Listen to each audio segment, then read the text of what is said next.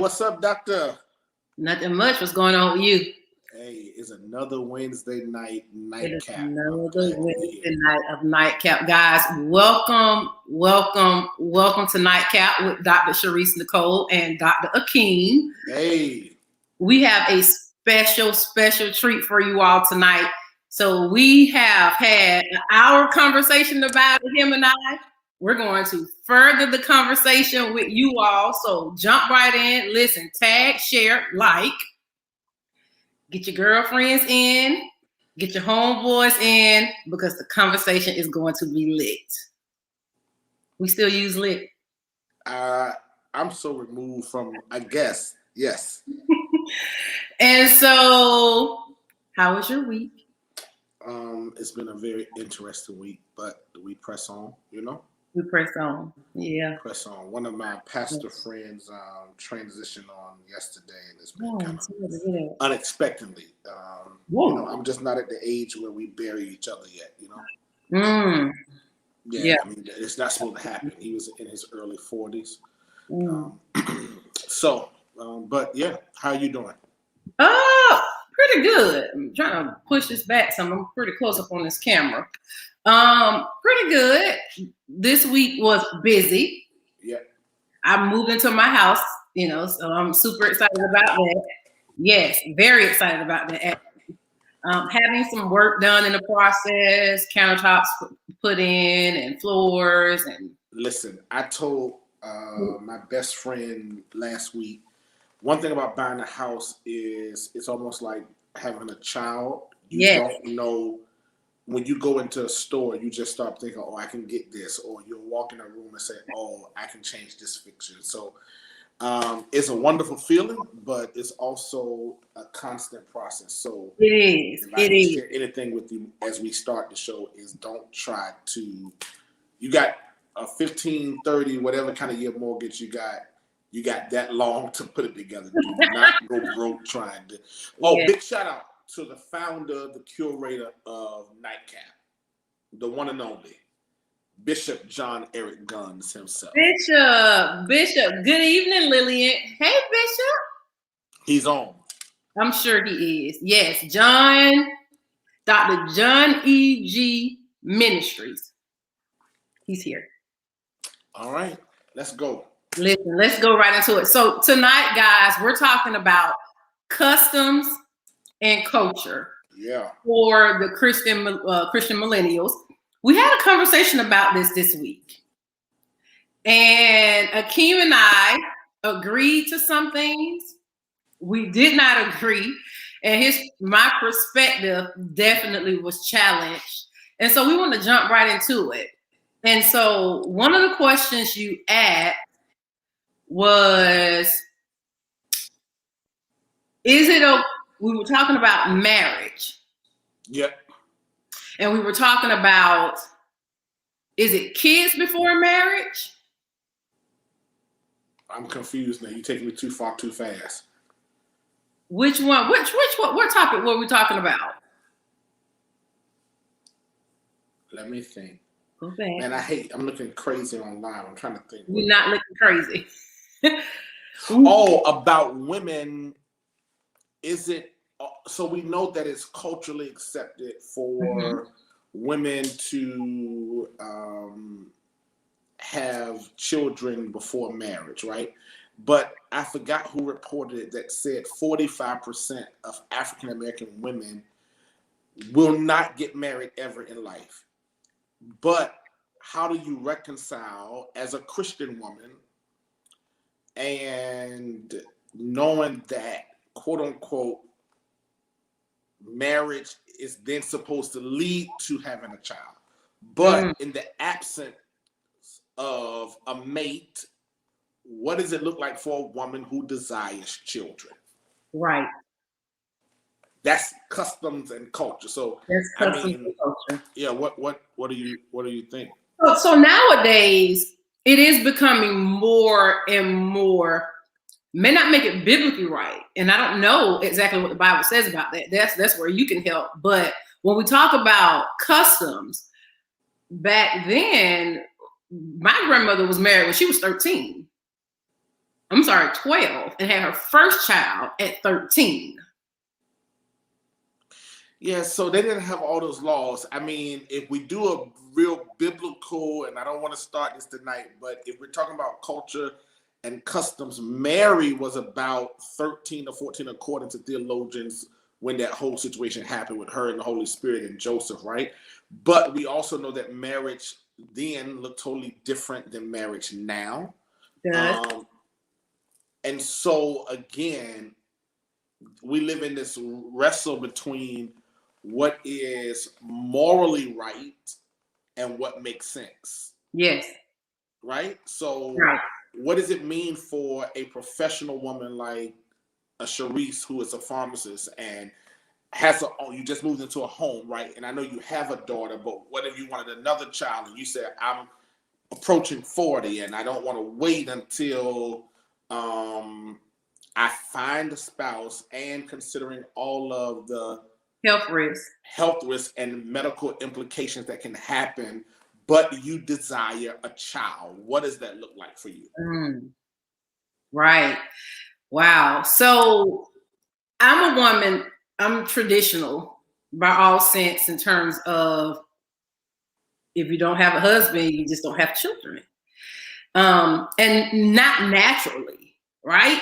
So for me, I have a daughter, so it would be unfair for me to speak to this topic for women that do not have children, that want to bear their own children.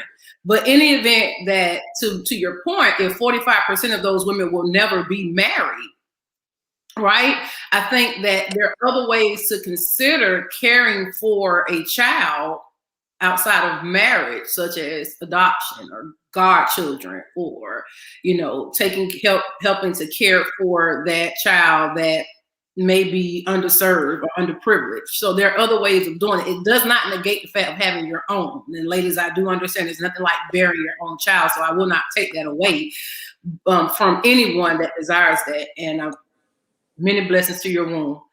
For me, as a professional, I'm 30 something. And so being 30 something does, it is, if I were to get married again, well, when I get married again and my spouse desired children, it's kind of like we're getting married and going straight into it. It's love, marriage, the baby in the baby carriage. We getting right into it because I'm not getting any younger. So that looks like, what am I waiting for? What am I holding on to? I find it interesting. Well, let me say, first of all, I appreciate your response, but I find it interesting that you did not speak to or offer artificial insemination as an option.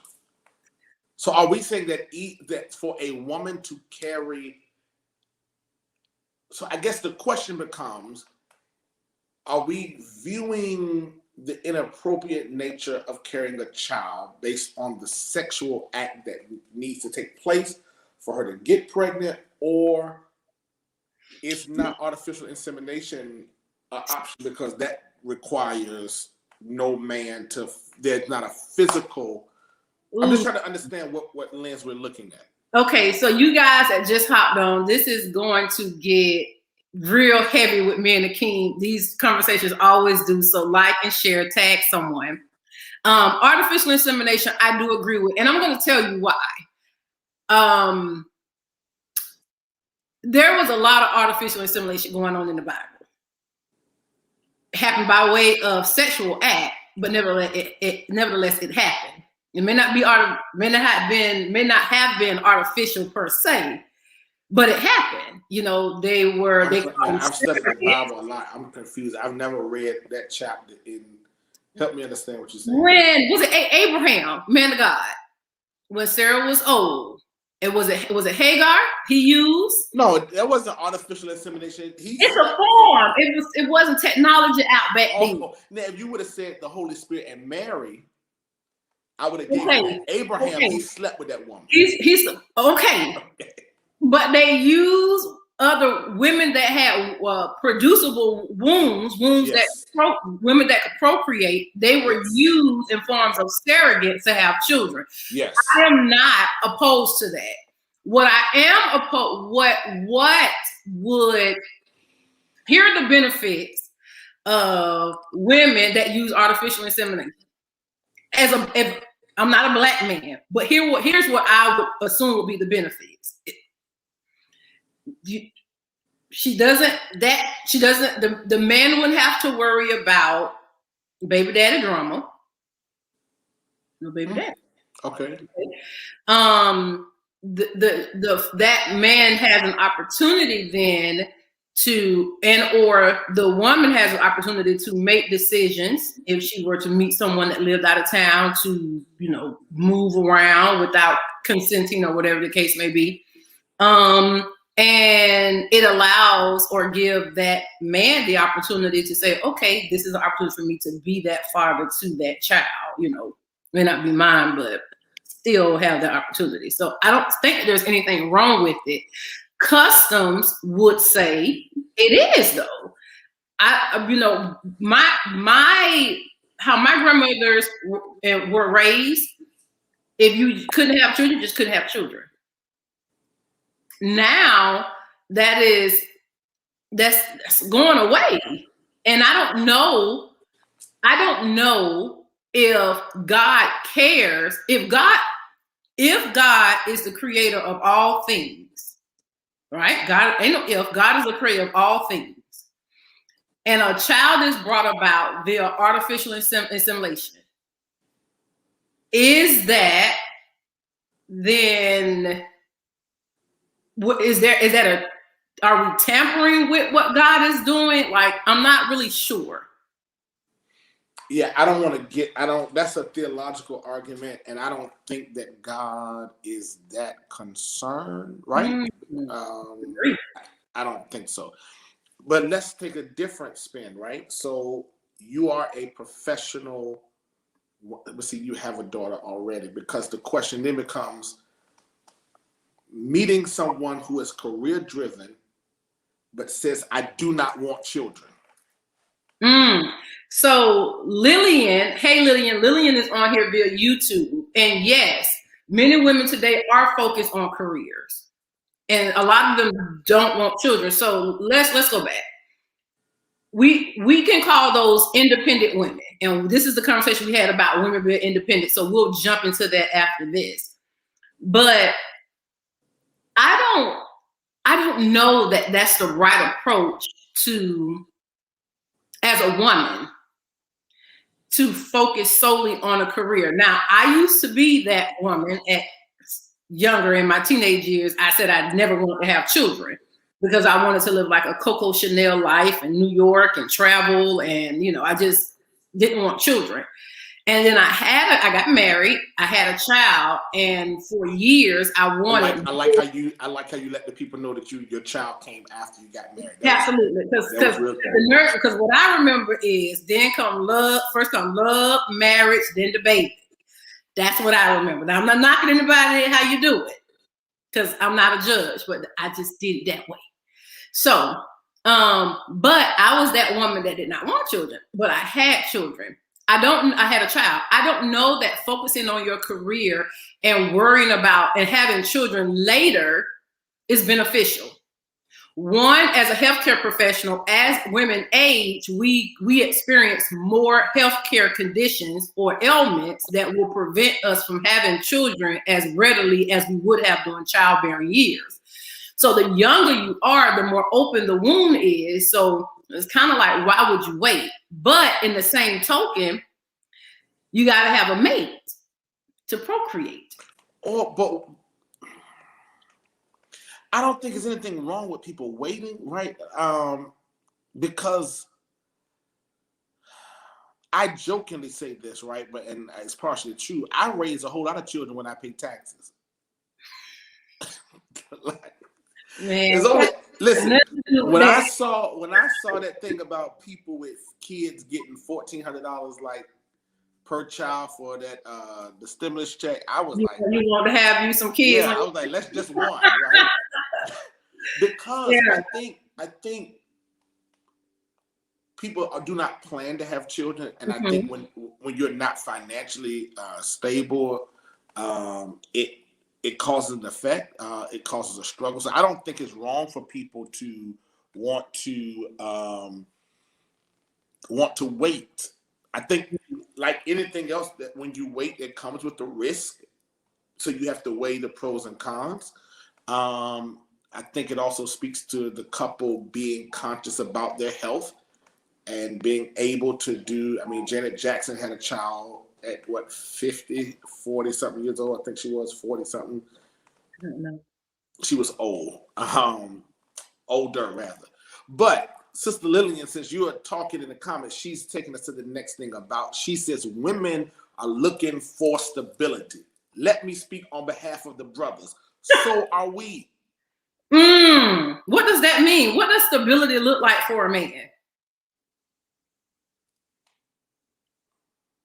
We're talking customs versus culture. What else do you have to offer me other than a pretty face and a body? What else? Is she resourceful? So yeah, let's just go with, if I am taking care of the bills, right? If I am taking care of the household, if something happens, do you have the means to at least be able to hold it together in the in-between? If I'm making the money, are you wise enough to be able to manage it? Because if not, you're a liability. Are women liabilities to men? Now, let me say this. I am not. In general, now, let me say is this. a woman a liability to a man? I want to make sure that those who are watching, that this is not gender specific. I am saying that men can be liabilities to women. Women can be liabilities to men. I am saying if someone is not adding or sustaining, then they are considered to be a liability. So for men, adding, because the examples you gave were not of adding companionship, adding love and warmth. The first thing you went to is a quantified, objective stance, which is money. All your examples were about money. Emotional stability and all that, that's cute, right? But we talk about people are looking for real life stability. Like I want to make sure that you're emotionally stable, check. I want to make sure that you are physically in decent health, check. But above all those things, when people talk about stability, they're thinking about a lifestyle and a way of living. And so women oftentimes, when Lillian says women are looking for stability, most women will say stability for them is a man that can keep a job, a man that knows how to take care of the household in terms of knowing how to manage money, pay bills. And then there's another component to stability that women often allude to, which is emotional stability, emotional support, love, consistency, loyalty is a big component for women when we talk about stability. But we had a conversation and we were talking about marriage and millennials' hesitation towards marriage and why. Yes. And so here is what I found, that I wanted to know what was the percentage of African Americans reared in a single parent household? Yes. And so per my research, it showed that African Americans, over 60% on average, 65% of African Americans are reared in a single parent household, with Asians being the least amount, averaging about 13% of, and when we say Asians, we're talking about Indian and all Asians. Okay. Now, but African Americans being the highest.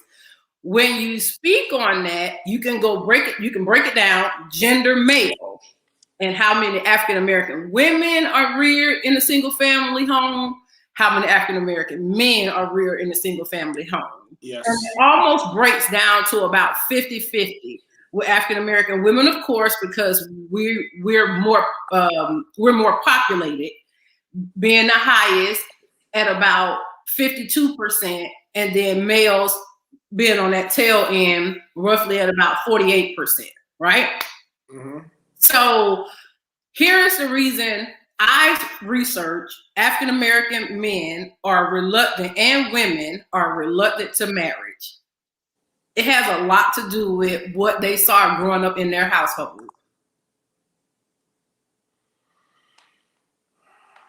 Let me sit with that real quick. Sit with that. I think it matters both ways. So let me be very transparent. I am a product of both a single mother and a blended household, right? So my mom was single when she had me. She was 20, fresh out of high school. My father, and I'm using the word stepfather just for the sake of conversation. My mother married my stepfather who raised me from the time I was 4 until this present day.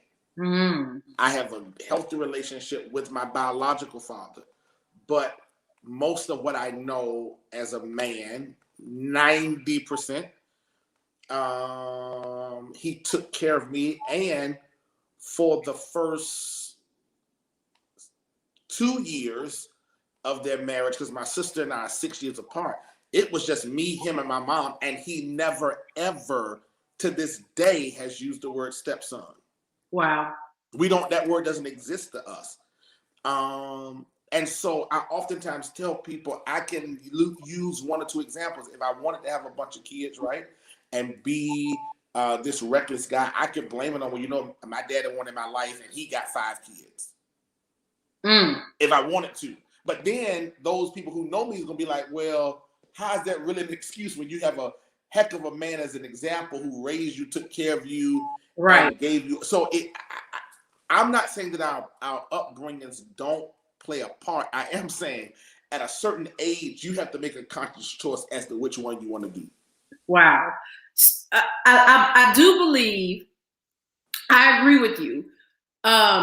But here's where the problem lies. Most people don't make great decisions and don't know how to make them. So because they don't know how to, and most people are not taught decision-making skills. That's a skill set. And on when you put an application, or you do any kind of resume, great decision-making skills. So that it requires practice to make great decisions, guidance, right? And because people don't understand how to do that or how to facilitate decision-making, they oftentimes lean to what they saw or how they were reared. In this case, I believe, and this is what I said to you, that a lot of people, I won't say a lot of people, millennials are not getting married as readily. And there's this independent women persona because there was an independent women era at some point in the 2000s, right? You had Neo talking about Miss Independent. You had the INDEPE, something. You had that song come. She got her own car. She got her own this. You got Jamie Foxx yelling independent. You got all these men saying they want an independent woman. And so the sense of independent in millennial women has increased until it's dominated their persona, which has, to me, made the male feel not needed. So they don't marry. So I think we have to have the hard conversation. I don't know we have the time tonight, so we might need to do a part 2, right? Mm-hmm. That it is this misconception that men are intimidated by a strong woman. And is that a misconception? Because I've been hearing that all my life, that men are intimidated by strong women and women that make more money than them. I think we have to define what people are considered a strong woman, because I don't know. I don't know a lot of men who want a weak woman. Well, number one. Number two, I think added on to that is women can't pick and choose when they want to be independent. What do you mean by that? So you can't be like, I'm independent, I don't need nobody, I pay my own bills, got my own or whatever. And then when the check comes, you like you conveniently go to the bathroom, right? Or you independent, and then it is interesting to see and to hear, and I know a lot of successful Black women. I mean, I rock with them, I bang with them. But I also know women that are successful and accomplished and still desire men. For the first time in American history, women are making more salary-wise than men, one. Two, women are much more educated than the brothers, even in what I do as a pastor, right? Seminaries, the enrollment in seminaries the women trump the brothers, hands down. Even though many of them go back to patriarchal-led churches. Wow. Right? And so, wow. Let's just play this out for the sake of fun tonight, right? You're a pharmacist. Wow. Anybody can Google what the base salary of. I pastor a rural church, right? In the absence of additional streams of income, you would be the breadwinner. We're equally educated. We both got doctors in front of our name. Earned at that. Right? What would that?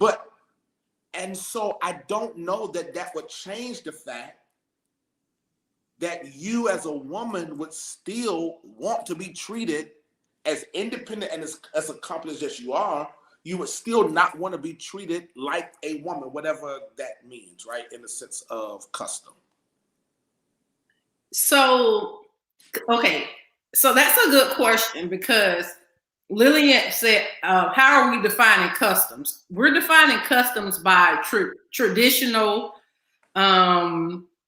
practices or traditional way of doing things. Your grandmother, great grandmother way of doing things. That's what we're talking about when we say customs. When our grandparents came up, what did they see? When our parents came up, what did they see? Millennials think differently, so we can't say what did you see coming up, because we didn't see a lot of what our grandparents and our parents saw. When we talk about culture, we're talking about a millennial, someone born 1980 and after, and who, thinks differently or thinking outside the box in terms of how to do life. And how does the customs of how the old way or the way we used to do things, how is that conflicting with how we currently do things? So I hope that answers your question.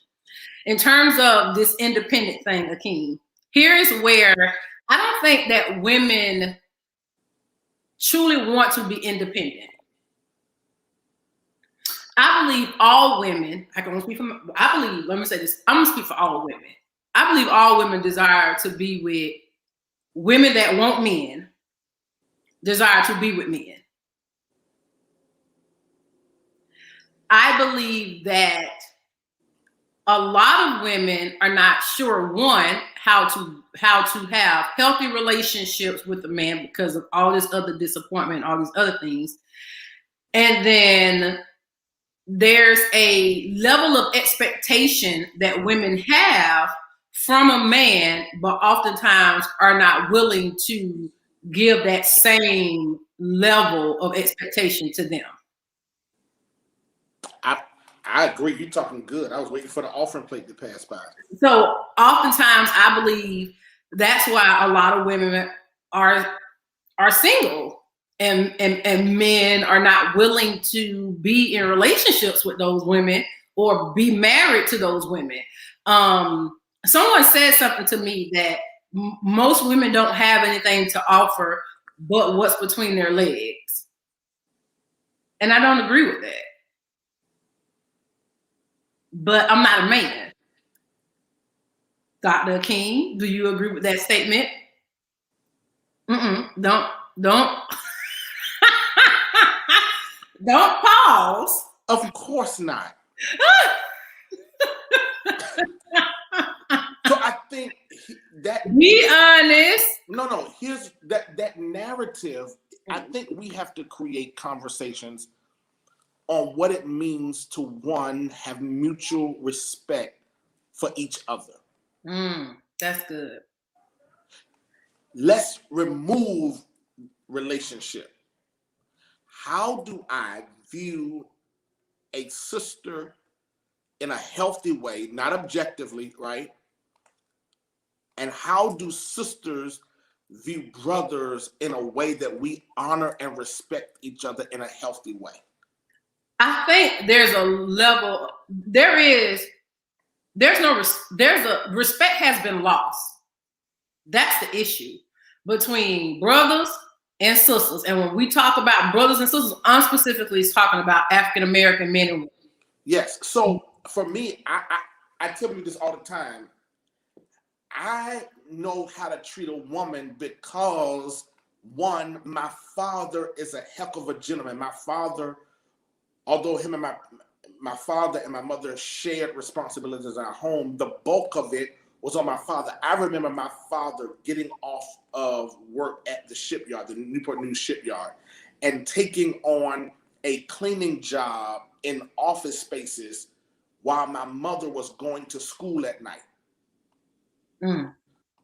This is not, my father would literally, because we only had one car at the time, my mother would drive the car, my father would catch the commuter van, and we would literally ride. I would catch the bus to my grandmother's house, which was probably about 4 or 5 miles from our home. And my father would ride me on the handlebars from my grandmother's house to our house. And wow. It would probably, my dad, if my father's watching tonight, I need my check because it was probably child labor laws because I was dumping trash. And, but then I had a sister, right? I have sisters by my biological father, but I was raised in the home with my younger sister, who's one of my best friends. So I was, and yes, we fought like brothers and sisters, but me and my sister ain't never had no fist fight. It ain't never been that kind of thing because I would probably be dead, right? Because so I grew up having that healthy soul, and my sister is intelligent and smart. So I don't know, I wouldn't want her to be some walkover Matt to her husband, right? So I wouldn't want that in a woman. So I'm saying, I think we have to change how we see, but I think that statement about women only have something to offer what's between their legs speaks to how we see relationships. So if the man is offering something, I go back to the original question, what do you bring to the table? I saw this meme the other day that said a woman that's paying, and I think I shared it with you for tonight, a woman that's paying $1,500 a month in bills don't have time for a man asking her what she's doing. Well, that's crazy because if you paying $1,500 a month in bills, I'm trying to understand that alone is probably mortgage and insurance. So, I mean, you bragging about paying bills that you should be paying as an adult. If you have a man or woman, you got to have somewhere to live. You got to have something to drive. You got to eat. But if we're looking at people to rescue us or to not partner with us, then yes, you will only see the man pay the bills. And so the only thing you can do for me is cook, clean, and have my babies. Wow. I know a lot of men that think that the only thing a woman can do for them is cook, clean, and have their babies, provide legacy. And quiet as it's kept, I know some women that's okay with that. There are a lot of women that's okay with that. And here's what I'm saying. We have to be okay with whatever works for. This is the difference between custom and culture.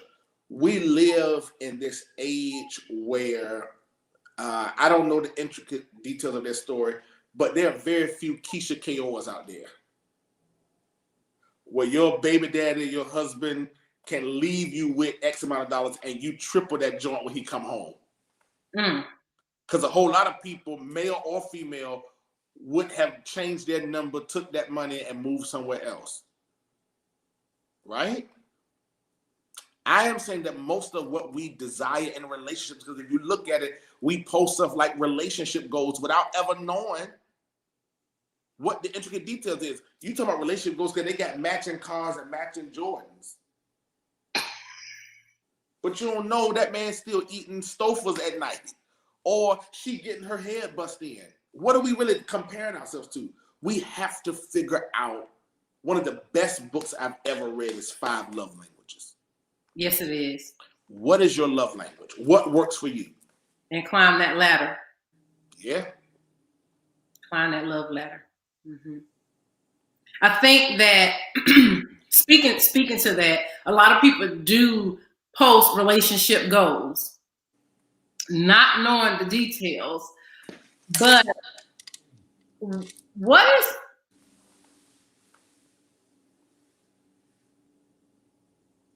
Come on. What are men looking for? Because most people that are posting relationship goals, women. And a lot of men are not posting goals. Because okay. What are you guys looking for? Let's break this down. We're about the same age, right? Yes. Let's go back. Okay. You have brothers. Yes. I have sisters, but I was again raised in the house with my sister. Mm-hmm. Let's go back to birthdays and Christmas. Girls are given easy bake ovens, Barbie doll houses, the little play baby dolls that cry with the magnetic bottles.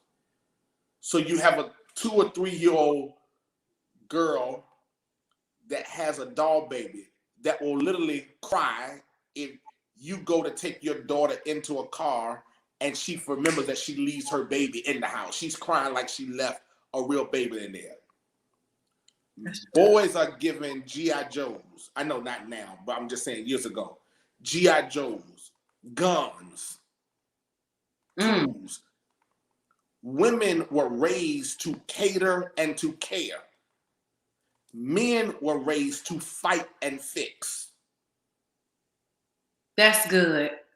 So already, that's good. At 5 and 6, you got a little girl that's making hamburgers out of Play-Doh. Come here, taste this, daddy. Here, mama, come sit down and have a tea party. They got to have somebody with them, right? They are marching Ken and Barbie down the aisle, kissing and married in this big old house. The brothers are playing video games, shooting, killing, playing basketball, absent of women. Wow. I am saying, and most of the ways in which we were introduced to women as men were in supportive roles. He plays basketball or football, she's in the stands. He's an athlete that's failing in school, she's the tutor. That he needs to graduate and falls in love as a result of her being his tutor. Or the football player that falls in love with the cheerleader. With the supportive role.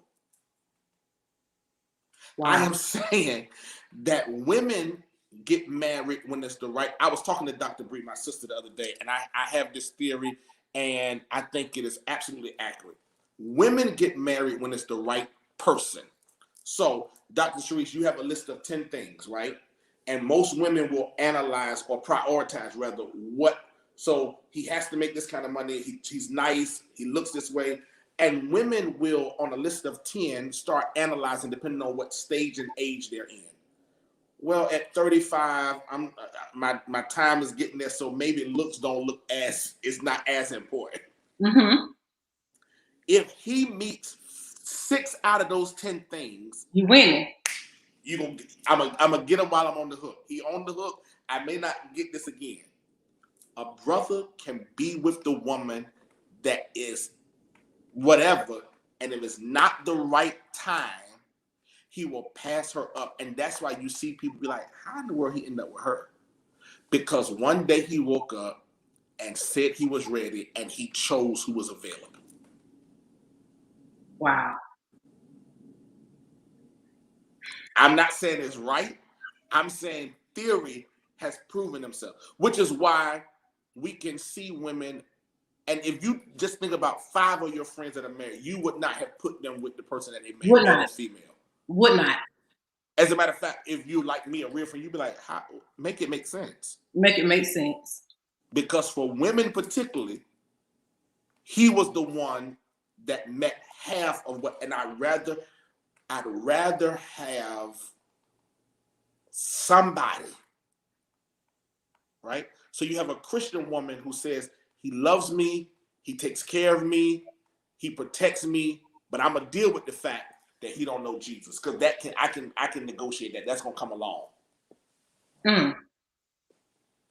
So she thinks a brother gonna be friends with all 5 of y'all in the young adult ministry and choose one of y'all when it's time. Wow. And the 4 other ones that thought they had a chance gonna get mad because they're gonna want to know why he chose her. Why he chose her? Why her? Yeah. And 9 times out of 10, there is no valid explanation. Yeah. No valid. She's the one that did not pressure him. See, the worst thing that a woman can do is want a man to be ready when he is not ready. You know, my uncle used to tell me a long time ago, he said it best, and we're talking about relationships, but my uncle used to say this: when a man says that he doesn't want a child, it is not his responsibility to make sure he doesn't have any. It's your responsibility to make sure you don't give him any, to whatever extent that means.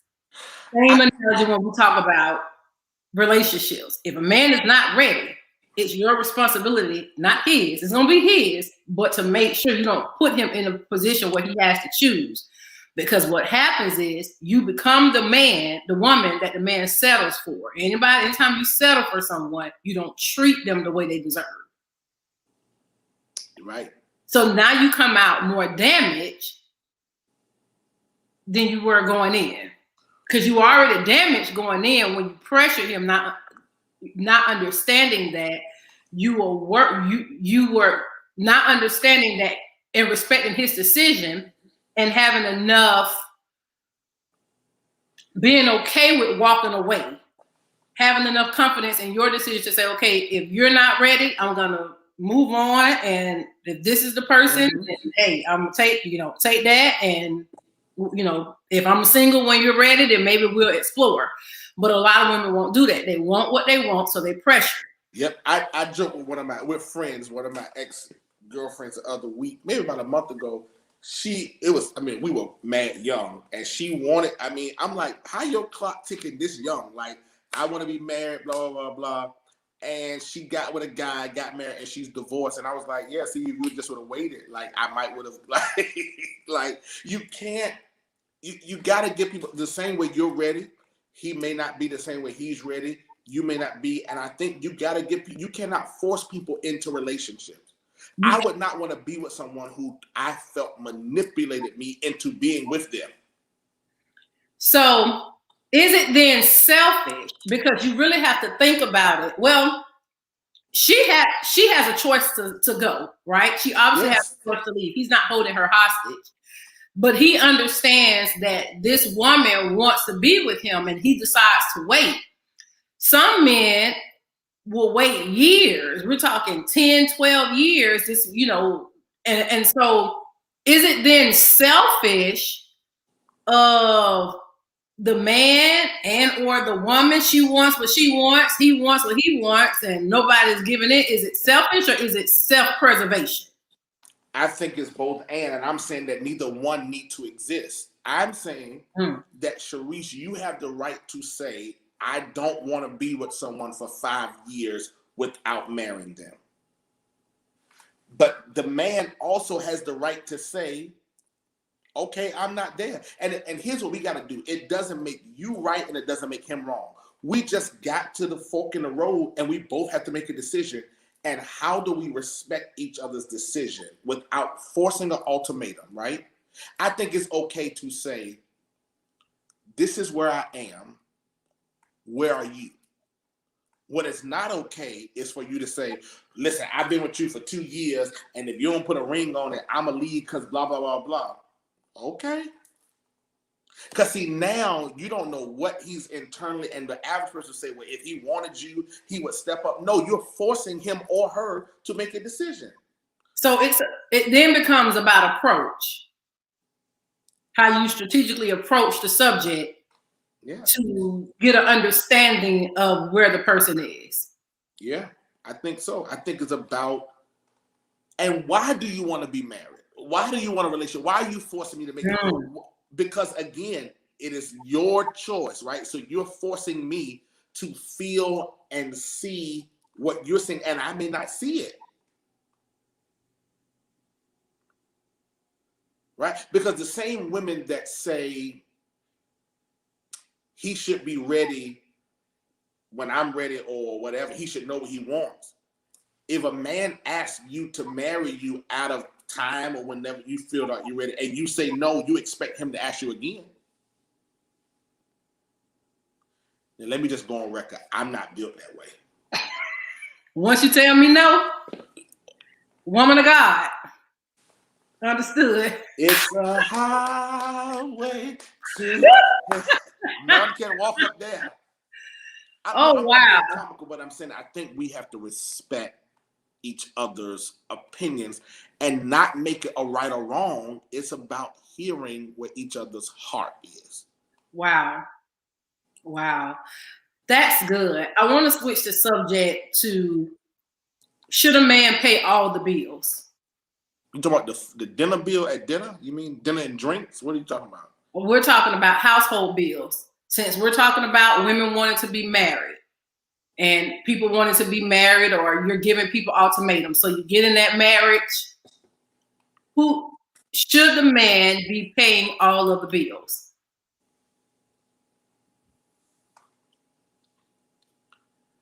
In a perfect scenario. Mm-hmm. Come on, man of God. Yes. Okay, in a perfect scenario. In a perfect scenario, I think the man should carry the bulk of the weight. What do you mean? Whatever that looks like. Whatever that looks like, okay. However, I think this is situational. Because if the woman is the majority breadwinner, let's use the language. If she is the breadwinner, then it would make no sense for the man to pay all the bills because he may not have it. So, custom was whoever, regardless of who made the most money, the home was always purchased based on what the husband made. But we're talking about in the 50s and 60s when women did not work, they could not have any property, right? So the only thing the woman did, I remember when my grandmother died. My grandmother died my freshman year of high school. That was 1999.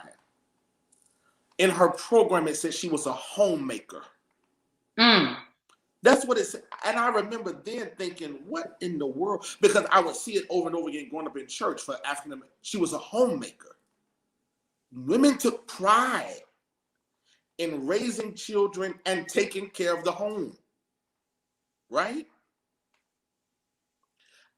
But men earned the income. They were the breadwinners. Now that is not the case. So I am saying whether it's 50-50, 60-40, whether he pays the mortgage, she pays the utilities, I think it needs to be some form of contribution. Whatever, because here's my question. Let's just say if I'm paying all the bills, what you doing with your money?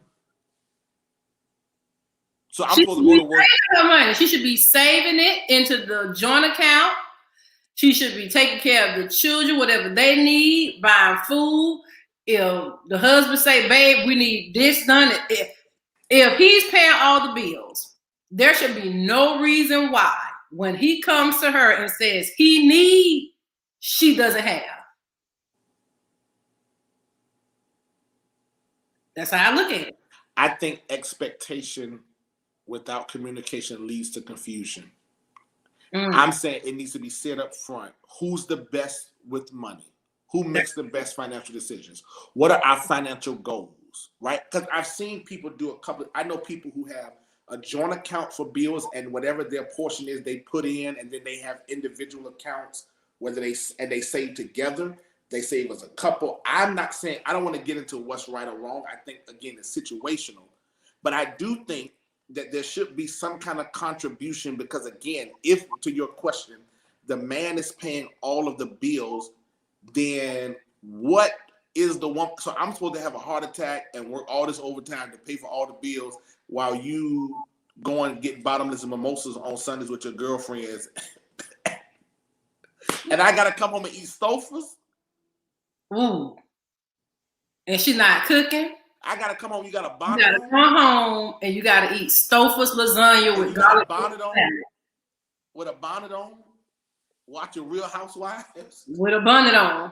Listen, I was raised, I tell people, I believe in gender roles, and I say that unapologetically. I don't think a woman should have to worry about her oil changing. When you're married or when you're living, however what that looks like, right? Getting tires changed, rotated, cutting the grass, taking out the trash. But I also think that I know a lot of brothers who are the better cook than their spouse. Right? I'm saying whatever works for the two of you all. But I do believe that there should be give and take. There definitely should be reciprocity. And oftentimes people have expectations that they're not willing to give. So people want what they're not willing to give. I've seen my mother, who's the better cook. Me and my sister would almost cry when my dad had to cook. I mean, I love my dad, but cooking, he cooked a couple of things, like one or two things. Okay, when it was his turn and my mom was at school and she didn't cook like early that morning before she left, we knew we were going to Wendy's or Hardee's or KFC because my dad just was not, or order pizza. But I grew up seeing my mom come home from work, go in the bathroom, freshen up, change clothes, and come out and cook a meal. Wow. While my sister and I did our homework, and my dad was relaxing or coming down because he would get home later. And I'm not saying she didn't complain, but she never let the fact that she worked 8 hours a day stop her from being a wife and a mother. But vice versa, I also saw my dad, when he come home, I need to go to the store and get some more, he would cut the grass or wash the car or change the oil. Or I am saying that they had an understanding that worked for them. They had a partnership. And do you see that it's becoming less and less the ability to form partnerships? Yes, here's the reason why. Okay. My parents just celebrated 34 years of marriage. No, 32 years, right? And I remember asking them on their anniversary, how in the world do you stay with the same person 32 years? You wake up, and I've seen them, right? Like, this is not some strangers. I've seen them. And my dad said something as a man. My dad is a man's man, right? He was like, because she's my friend. Even when I'm mad with my wife, my friend and I still get along. Wow. On top of that, my parents, everything that they've accomplished, they did together. I remember us living with my grandmother for a while, for a short period of time, while they were buying the home. If I said that to you right now, Sharice, you want me to move in with your mama because you want to buy a house? I'm not doing that. But don't speak for me, man of God, because I had to move in with my friend again. I'm not saying you. I'm saying most women in general. Right. I'm saying. But everything they have, they've accomplished together. I think what our generation has faced, you got your house that you like, I got mine, and we're not gonna bow to each other. Wow. Pride. Yeah. So then, is the woman out of order? I can't. Now you're not gonna have all these women in my inbox saying that I'm jumping there, patriarch. jumping there. Is the woman then out of order? I don't want to say out of order because I think it's situational again. Mm-hmm. But I do think we don't. You got to pick and choose when you want to lead, man. I'm saying as women, right? Going back to this whole independent thing. You can't tell me you want to lead, and then when I lead, you tell me, well, I don't want to do that. Well, I'm confused because here we are. Mm. And I think vice versa. And we're not talking about a dictatorship or I remember I was doing this wedding for this young couple our age. And the bride asked me to take out the word submit and when it says love and obey. And I was like, what do you want me to replace it with? And she had no other option. She just said, I don't like the way that sounds because we're progressive thinkers. And I said, but okay, the Bible says, we're Christians. It says, wives, submit to your husband. Then it says, submit to one another, right? It did. But then here's the difficult part for the brothers, because we got a double entendre. You got to love your wives. It has nothing to do with understanding her. Mm. See, this is why I take issue with people like Steve Harvey, who writes a book, Act Like a Woman, Think Like a Man. Women can't think like men. Men can't think like women. But the Bible did say, you may not understand her, but the Bible is very clear about dwelling with her in understanding. Yeah, it talks about long suffering too. Go ahead. I mean, if we're going to believe the whole Bible, we got to believe the whole Bible. Long suffering. Oh my God. It says, love her as Christ loved the church. And you see what happened to him. He gave his life. And the women went on about their business. And the woman, but he. And the women still ain't get saved. The man gave his life. That wasn't good enough. Lord have mercy. Oh my God. So, guys, we will further this conversation next week. We're gonna have a part 2, and we'll probably bring on some guests to share their insight. But we wanted to kick it off with just me and Dr. Walker, because, like I said, this is ongoing custom versus culture for the Christian millennial. What it looks like. Are we out of order? Are we out of the will of God? Does God really care? You know. Hold it now. Now let me say this. Now, I may get in trouble, but I stand on this. We cannot change God's order. Everything that God does in order. Does. I believe in partnership. I believe in marriage. I believe that when you're single, you ought to be like Paul and live your best life and give it all. But the Bible does say that when we look at the creation narrative, I don't care how you slice it up, the directive was given to Adam. And it was, notice this, right? And we can argue that Adam was doing whatever. We can raise a question about why was Eve uncovered and why she was by herself. But nothing happened to Eve when she ate. It was when Adam, and here's how long we've been disrespecting each other. Wow. That instead of him manning up and saying, I messed up, he then says, the woman you gave me. Like I didn't ask for. You get right. I didn't ask for her. I was minding my own business. You gave it to me. Instead of covering his wife, he threw her under the bus. Oh, that's good. And they both got put out the garden. And since then, men and women have been playing this game. A woman sees how much can I get him to give in. And the man is saying, I'm gonna give in, but then I'm gonna blame you. So she's gonna say, I'm on birth control because I want the child.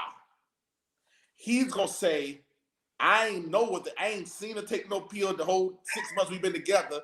I'm gonna shoot up the club, and then when she get pregnant, now I'm gonna say, you say you was on birth control. But I could have stopped at 7-Eleven and bought some condoms. Wow. Or said no. I'm saying we've got to go back to restoring respect for each other before we talk about relationships. How do you view, as a Black woman, how do you really view Black men? From your brothers to your father to your uncles, what man has damaged you that you are suspect of every man that approach you? And likewise with brothers, how do we view women? I know a lot of men I know a lot of women that just have negative views, men that have negative views. Like, how do we restore that? I think we got to start having the conversation. Because until we respect each other. Conversation bring restoration, or does action? Like, does someone have to see it? Because if someone never sees it, how can, like, if all they've experienced is a certain type of has been negative, and we have these conversations and they're like, I've never experienced that. How can one get restoration if they've never experienced what we're talking about? I know we gotta go. I can't remember what celebrity it was. It may have been a year ago now. Maybe, I know it was in the height of the pandemic because all we had to do was sit in the house and post memes. Mm-hmm. Some celebrity, his daughter was sitting on his lap. His daughter was like 12 or 13. And it was nothing sexual again about.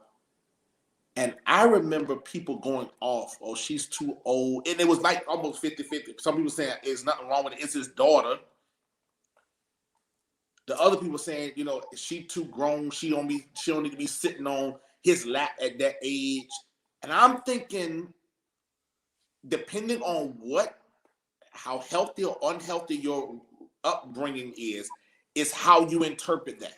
That is something wrong with a 12-year-old girl sitting on her daddy's lap. That ought to be the safest place for her.